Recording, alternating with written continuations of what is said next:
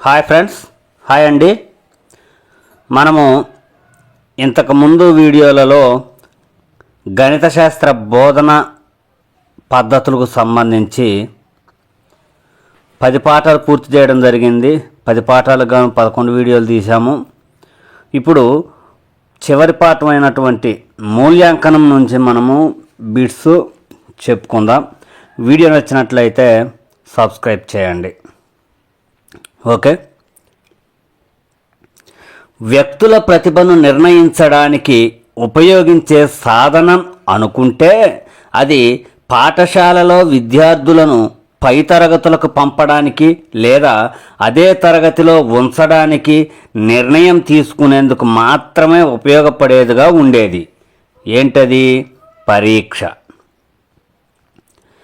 విద్యకు సంబంధించి మాత్రమే చేసే మాపనం విద్యామాపనం.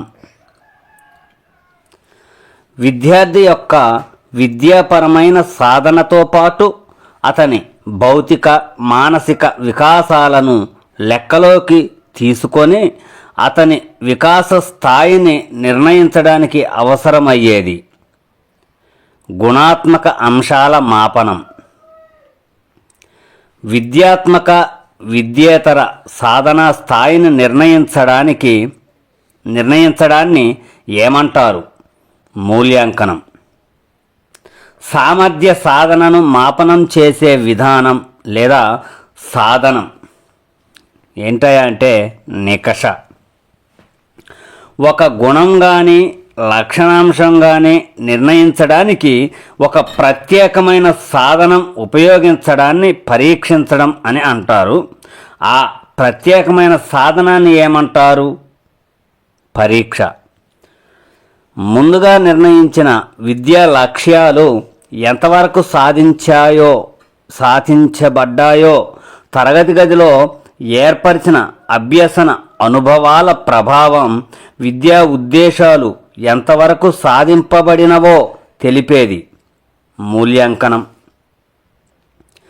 మూల్యాంకనం అంటే ఎంపిక చేసిన లక్షణాల దృష్ట్యా ఒకదానిని వర్ణించింది ఎంతవరకు గ్రహించవచ్చునో లేదా ఎంతవరకు తగినదో నిర్ణయించడం అని అభిప్రాయపడినవారు హేగన్ అండ్ థారండైక్.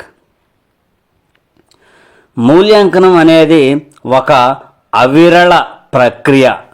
మూల్యాంకన సాంకేతిక విధానాలు కోరిన మార్గాల్లో విద్యార్థుల వృద్ధిని గూర్చిన సాక్ష్య సేకరణకు ఉపయోగపడే సాధనాలు అని అభిప్రాయపడినవారు కొఠారి కమిషన్. విద్యా ప్రక్రియలలో పరిశీలించవలసిన ముఖ్యమైనవి 3. 1 లక్ష్యాలు, 2 అభ్యసన అనుభవాలు, 3 మూల్యాంకన సాధనాలు. విద్యా కార్యక్రమంలో సోపానాలు ఇవి కూడా 3. 1 లక్ష్యాలను ఎంపిక చేయడం, 2 రూపొందించడం, 3 మూల్యాంకన విధానాన్ని అనుసరించడం.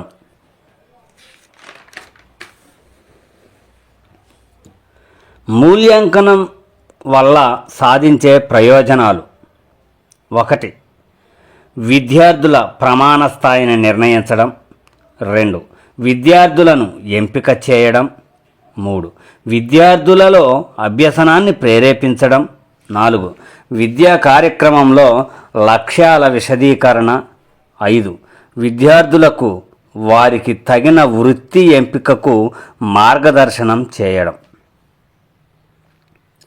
ప్రతి దశలోనూ విద్యార్థులలో ఆశించిన మార్పులు ఏ స్థాయిలో సాధించబడ్డాయో తెలుసుకునే ప్రయత్నం మూల్యాంకనం.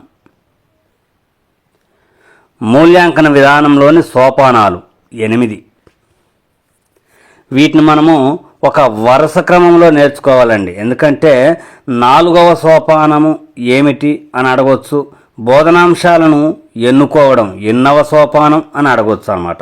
అందుకోసమని మనం ఒక వరుస క్రమంలో వీటిని నేర్చుకోవాలి. సాధారణ లక్ష్యాలను గుర్తించి నిర్వచించడం. 2 స్పష్టీకరణలను గుర్తించి నిర్వచించడం. 3 బోధనాంశాలను ఎన్నుకోవడం. 4 అభ్యసన కృత్యాలను ఎన్నుకోవడం. 5 మూల్యాంకన సాధనాల ఎంపిక లేదా నిర్మాణం. 6 మూల్యాంకనం. 7 ఫలితాలు వ్యాఖ్యానం. 8 తర్వాత కార్యక్రమాన్ని రూపొందించడం. మూల్యాంకనంలోని రకాలు 4. 1 రూపణ మూల్యాంకనం. ఇది క్లాస్ జరిగేటప్పుడు చేసే మూల్యాంకనం.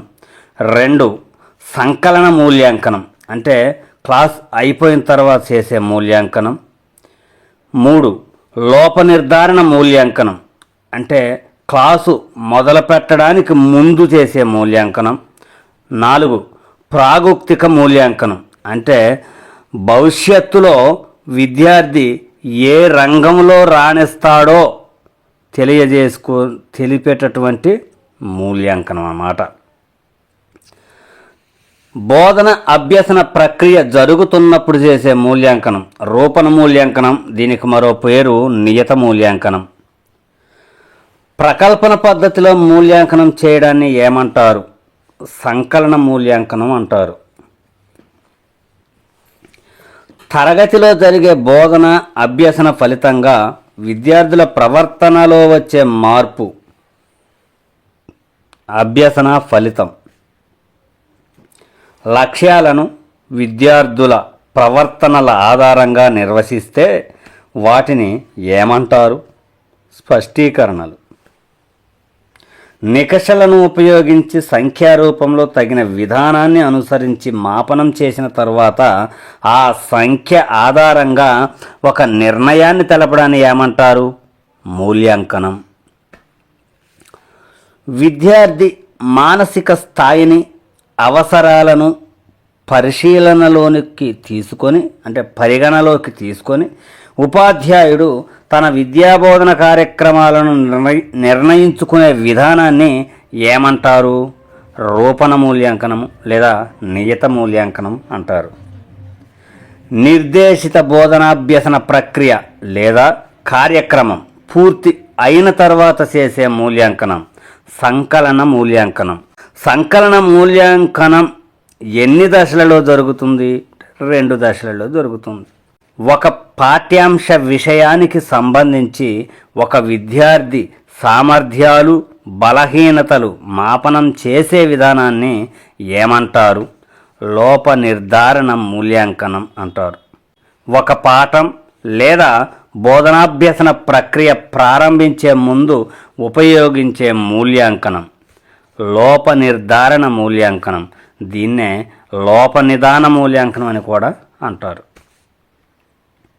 ఒక విద్యార్థి లేదా తరగతి మొత్తం నిర్దిష్టమైన బల దుర్బల అంశాలను కనుక్కోవడానికి వీలయ్యే మూల్యాంకనం లోప నిర్ధారణ మూల్యాంకనం.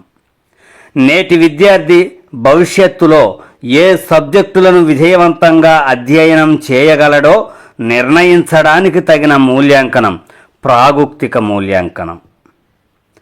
ఒక విద్యార్థి రాగల కాలంలో ఒక జ్ఞానక్షేత్ర అభ్యసన విధానంలో సాధించగల ప్రగతిని అంచనా వేయు మూల్యాంకనం ప్రాగుక్తిక మూల్యాంకనం.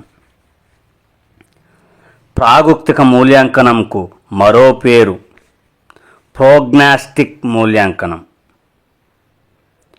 విద్యార్థికి తెలిసిన పూర్వజ్ఞానాన్ని పునాదిగా తీసుకొని ఒక కొత్త పాఠ్యాంశ పరిధిలోని మౌలిక భావాలను మూల్యాంకనం చేయడం ఏ రకమైన మూల్యాంకనం? ప్రాగుక్తిక మూల్యాంకనం. విద్యార్థి సహజ సామర్థ్యాలను అన్వేషించడం ఏ రకమైన మూల్యాంకనంలో జరుగుతుంది? ప్రాగుక్తిక మూల్యాంకనం. సాధారణంగా వినియోగంలో ఉన్న మూల్యాంకన సాధనాలు పరీక్షలు. పరీక్షల రకాలు ఇవి 3. 1 మౌఖిక పరీక్షలు, 2 రాత పరీక్షలు, 3 పరిశీలనాధార మూల్యాంకన సాధనాలు. అనేక లక్ష్యాలను పరీక్షించడానికి ఎక్కువ కాలం వినియోగించగలిగేవి పరీక్షలు. పరిమితమైన లక్ష్యాలను పరీక్షించడానికి తక్కువ కాల పరిమితి ఉన్నప్పుడు అన్ని ప్రశ్నలు విషయతంత్ర ప్రశ్నలు ఇచ్చేటప్పుడు ఉపయోగించేవి నికషలు. ఉపాధ్యాయులు విద్యార్థులను ప్రశ్నించడం ద్వారా పరీక్షించడానికి ఉపయోగపడేవి మౌఖిక ప్రశ్నలు లేదా పరీక్ష. మౌఖిక పరీక్ష.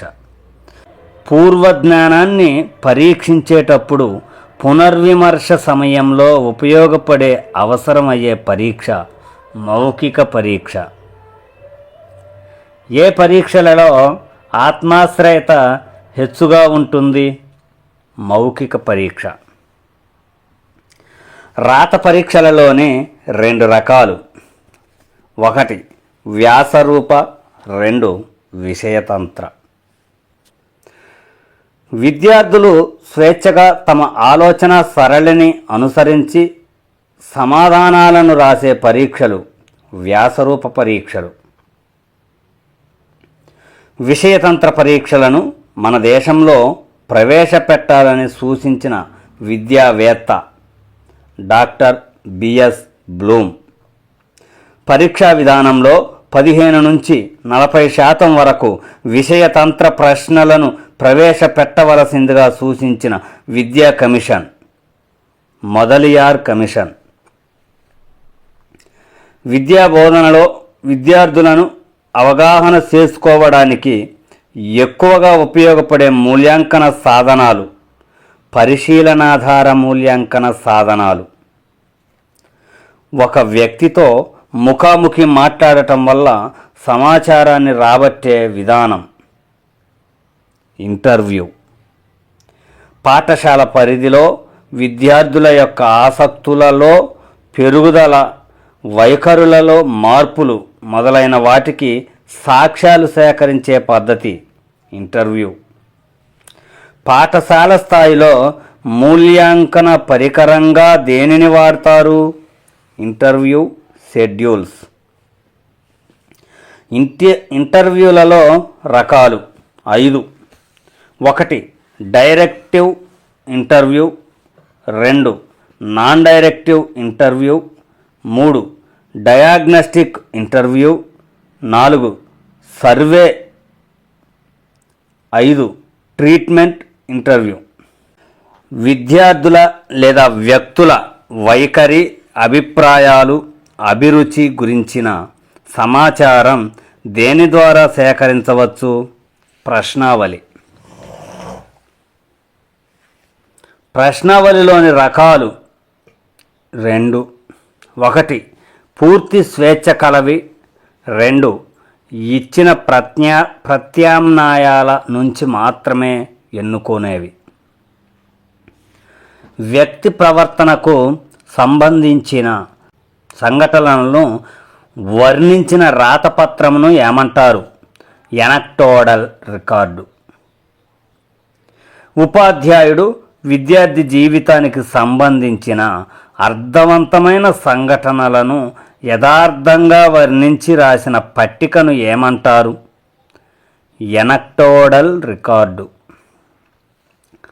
విద్యార్థి సాంఘిక సర్దుబాటు లేక కలుపుగోలుతనాన్ని మూల్యాంకనం చేయడంలో ప్రముఖ పాత్ర వహించే రికార్డు ఎనక్టోడల్ రికార్డు. ఒక లక్షణం ఉనికిని తెలుసుకోవడానికి ఉపయోగించే పట్టిక చెక్లిస్టు. విద్యార్థులలోని లక్షణాల ప్రమాణాన్ని అంచనా వేయడానికి వీలగు మాపని రేటింగ్ స్కేల్ లేదా అంచనా మాపని. మూర్తిమత్వ లక్షణాలైన విద్యార్థిలోని సహకారం, చాకచక్యం, సమయస్ఫూర్తి, నాయకత్వ లక్షణాలు మొదలగు వాటిని మూల్యాంకనం చేయు మాపని రేటింగ్ స్కేలు. కరికులం రచించడంలోనూ పాఠశాల పరిపాలనా అభివృద్ధికి ఉపయోగపడేవి. Rating scale. రేటింగ్ స్కేలులోని రకాలు 4. 1. వర్ణనాత్మక rating scale. 2. Graphic rating scale. 3. Rank order rating scale. 4. సంఖ్యాత్మక అంచనా మాపని. ఒక నమూనాలో వేర్వేరు పరిస్థితులలో గల వ్యక్తులు వారు కలిసి పనిచేస్తారా లేక విముఖత చూపిస్తారా తెలుసుకునేందుకు ఉపకరించే మాపని సాంఘిక మాపనం. ఉత్తమ నికష లక్షణాలు 5. 1. సప్రమాణత. 2. విశ్వసనీయత. 3. వస్త్వాశ్రయత. 4. విచక్షణా శక్తి. 5. ఆచరణాత్మకత.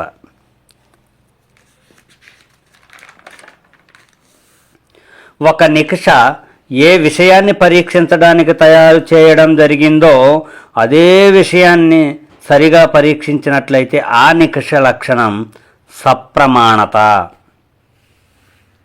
ఒక నికషను అనేక పర్యాయాలు విద్యార్థులకు నిర్వహించడం వల్ల ఒకే ఫలితాలను ఇచ్చే లక్షణం విశ్వసనీయత.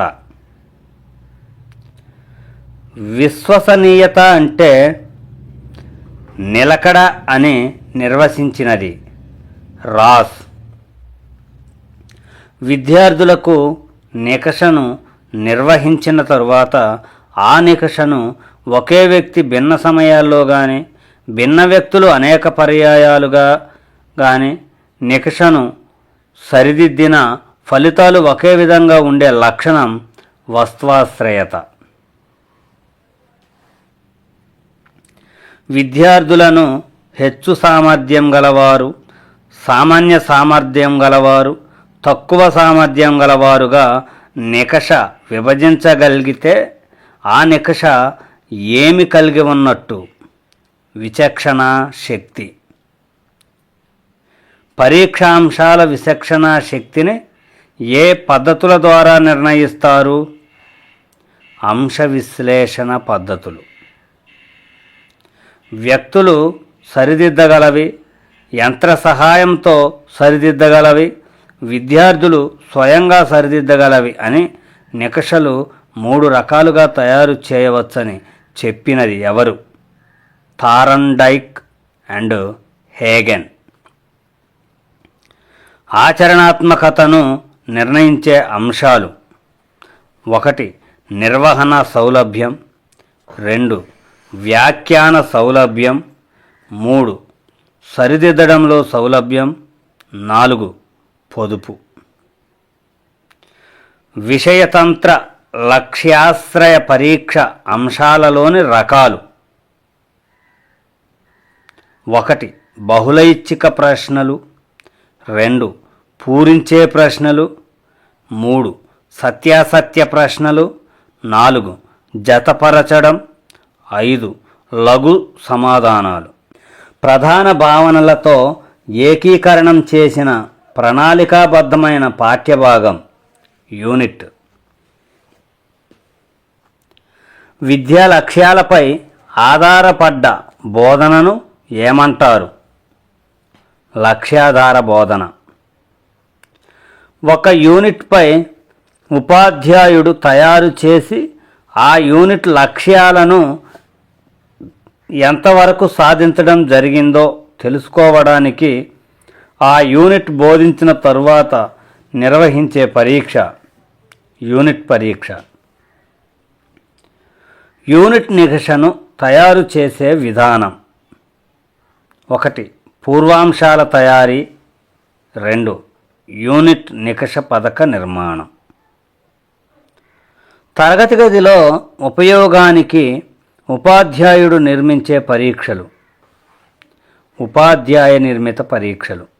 ఉదాహరణ: యూనిట్.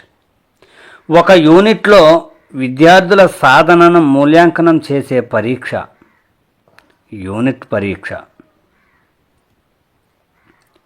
యూనిట్ నికష తయారీలో పూర్వాంశాల తయారీ దేనిని తెలియజేస్తుంది?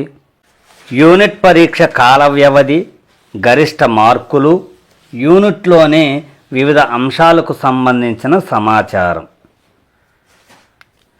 యూనిట్ నికషలోని లక్ష్యాలను, విషయాన్ని కలిపి చూపించే పట్టికను ఏమంటారు? Blue print. ఏ లక్ష్యాలు ఏ సబ్ యూనిట్లోని అంశాల ద్వారా ఏ రకమైన ప్రశ్నల వల్ల సాధించడం జరిగిందో తెలియజేయునది బ్లూ ప్రింట్. లక్ష్యభార ప్రాముఖ్య పట్టిక, విషయభార ప్రాముఖ్య పట్టిక, ప్రశ్నల భార ప్రాముఖ్య పట్టికలను కలిపి తయారు చేసిన సమ్మేళన పట్టికను ఏమంటారు? Blue print. యూనిట్కు వస్తువాశ్రయతను సాధించడానికి తయారు చేసుకోవలసినది గణన సూచి. నికష యథార్థ స్వరూపాన్ని ఏ పట్టిక ద్వారా తెలుసుకోవచ్చు? ప్రశ్నవారీ విశ్లేషణ పట్టిక. బ్లూ ప్రింట్లోని వివరాలు సరిగా ఉన్నది లేనిది తెలియజేయునది ప్రశ్నవారీ విశ్లేషణ పట్టిక. దేని ద్వారా ప్రతి ప్రశ్న ఏ రకమైనది, దాని లక్ష్యం, సంబంధిత స్పష్టీకరణ, దాని మార్కులు, కఠినతా స్థాయి, అంచనా వేసిన కాల పరిమితి మొదలైన వివరాలు తెలుస్తాయి. ప్రశ్నవారీ విశ్లేషణ పట్టిక. పాఠశాలలో బోధించిన ఒక ప్రత్యేక విషయంలోని జ్ఞానం, అవగాహన, నైపుణ్యాలను మాపనం చేసే ఉద్దేశంతో నిర్మించిన నికషను ఏమంటారు?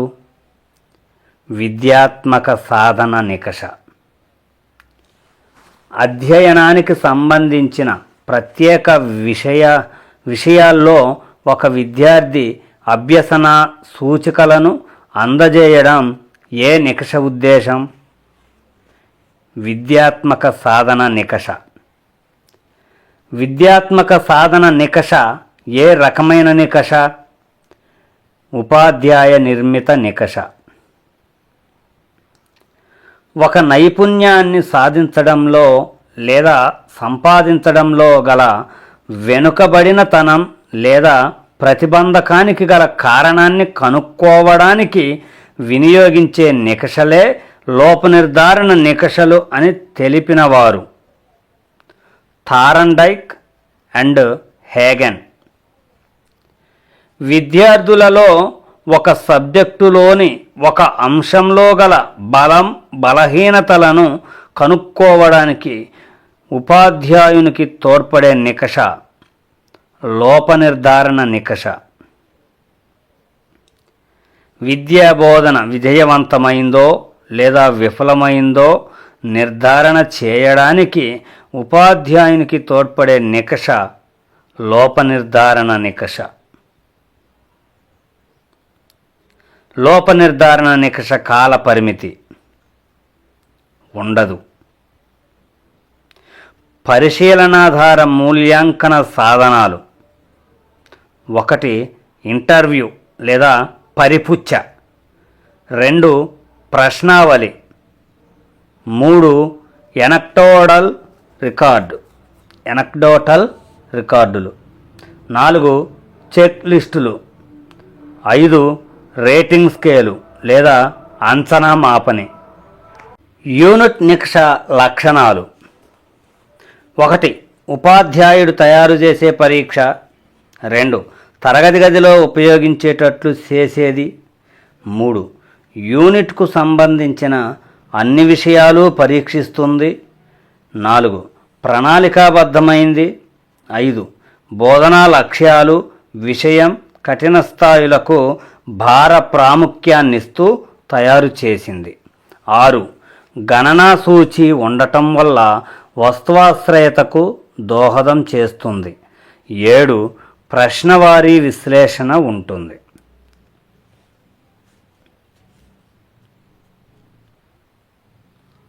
యూనిట్ నికష ఉపయోగాలు: 1 ఒక యూనిట్లో విద్యార్థుల సాధనను మూల్యాంకనం చేస్తుంది. 2 బోధన పద్ధతులను మూల్యాంకనం చేసుకోవడానికి ఉపాధ్యాయునికి సహాయపడుతుంది. 3 విద్యార్థులు సంవత్సరం చివరలో జరిగే పరీక్షలను ఆత్మస్థైర్యంతో ఎదుర్కోవడానికి వీలుంది. 4 విద్యార్థులు యూనిట్లను అవగాహన చేసుకోవడంలో ఆ అంశాలను వినియోగించగల శక్తిని పరీక్షించి లోటుపాట్లను గ్రహించి నివారించడానికి దోహదం చేస్తుంది. యూనిట్ నికష పథక నిర్మాణం. 1 లక్ష్యభార ప్రాముఖ్యత. 2 విషయభార ప్రాముఖ్యత. 3 ప్రశ్నార్థక భార ప్రాముఖ్యం. 4 కఠిన స్థాయి భార ప్రాముఖ్యం. 5 బ్లూ ప్రింట్. 6 గణన సూచి. 7 నికష యథార్థ స్వరూపాన్ని తెలిపే ప్రశ్నవారీ విశ్లేషణ పట్టిక. లోపనిదాన నికష నిర్మాణం సోపానాలు. 1 పాఠ్యాంశంలోని అంతర్గత ప్రధాన నైపుణ్యాలను గుర్తించాలి. 2 పాఠ్యాంశంలో గల ప్రధాన నైపుణ్యాలను గుర్తించి వాటి ఆధారంగా అనేక పరీక్షాంశాలను తయారు చేసి వాటిని సరళత నుంచి కఠిన స్థాయి వరుస క్రమంలో అమర్చుకోవాలి. 3 ఈ పద్ధతిలో తయారు చేసిన నమూనా నికషను నిర్వహించి అందులో లోటుపాట్లు సవరించి తుది లోప నిర్ధారణ నికషను తయారు చేసుకోవాలి. 4 లోప నిర్ధారణ నికష ఫలితాలను ఆ ప్రక్రియలోని భాగంగా గుర్తించి విద్యార్థుల అభ్యసనం లోపాన్ని, విద్యార్థులు ఎదుర్కొనే క్లిష్ట పరిస్థితులను గుర్తించి తగిన నివారణ బోధన పథకాన్ని ఏర్పరచుకోవాలి. ఒక అంశంలో గల ప్రావీణ్యతలన్నింటిలోనూ అభివృద్ధి సాధించడానికి ఉపయోగపడే నికష సాధన నికష. విద్యార్థి మానసిక క్రియాశీల ప్రవృత్తులను ఉపాధ్యాయుడు గణించడానికి ఉపయోగపడే నికష సాధన నికష. ఒక విషయంలో విద్యార్థి సాధనను తెలిపే నికష సాధన నికష. మరి ఫ్రెండ్స్, దీంతో ఈ మూల్యాంకనంకు సంబంధించిన బిట్లు కూడా పూర్తి చేయడం జరిగింది. వీడియో నచ్చినట్లయితే సబ్స్క్రైబ్ చేయండి. ఓకే.